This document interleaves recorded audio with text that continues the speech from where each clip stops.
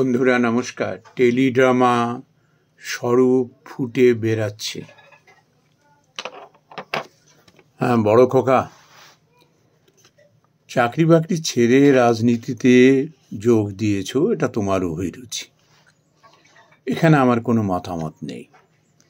কিন্তু রাজনীতি করতে গেলে এরকম অসভ্যতা করতে হবে? সকলে কিন্তু বুঝতে পারছে আসল স্বরূপ তোমার কি। তোমার মধ্যে যে এত নীচতা, মানুষ দেখে কিন্তু অবাক হয়ে যাচ্ছে। একটা সময় কিছু মানুষের কাছে না তুমি বেশ একটা আদর্শবান পুরুষের একটা রূপ নিয়েছিলে, যেহেতু মিডিয়া টিডিয়া তোমাকে নিয়ে খুব লিখেছিল। কিন্তু এখন সবাই কি বলছে জানো? তোমার মধ্যে ছিল দুরভিসন্ধি, এবং সেগুলো তুমি চেপে রাখতে পারোনি। আমি তো ছোটবেলা থেকে তোমায় দেখছি, তোমার চরিত্র। আমি ভেবেছিলাম যে চাকরি করতে করতে হয়তো সেগুলো শুধরে যাবে, কিচ্ছু শুধরায়নি। আর বলে না কর্মফল, তুমি তোমার ভেতরের যে নীচতা, অমানবিকতা, আর আমি খুব যদি গোদা বাংলায় বলি অসভ্যতা, ভগবান চেয়েছিলেন তোমার মুখোশের আড়ালে এগুলো যে তুমি লুকিয়ে রেখেছো না, এগুলো বেরিয়ে আসুক।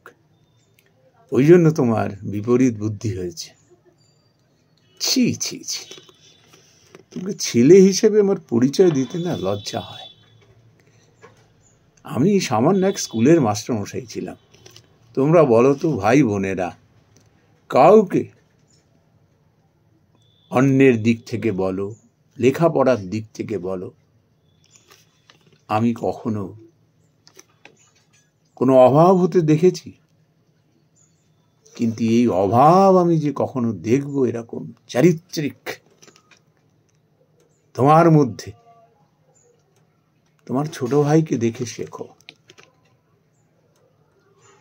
ছি ছি ছি, এত নীচতা। এই জন্যই তুমি রাজনীতির পথ বেছে নিয়েছ। ওখানে গেলে অনেক কিছু পাওয়া যায় না, অর্থ বিশেষ করে। অনেক কিছু তুমি হারাবে, অনেক কিছু তোমাকে হারাতে হবে, তোমার কর্মফল তোমাকে ভোগ করতে হবে। তোমার কাছে আমার বিশেষ অনুরোধ,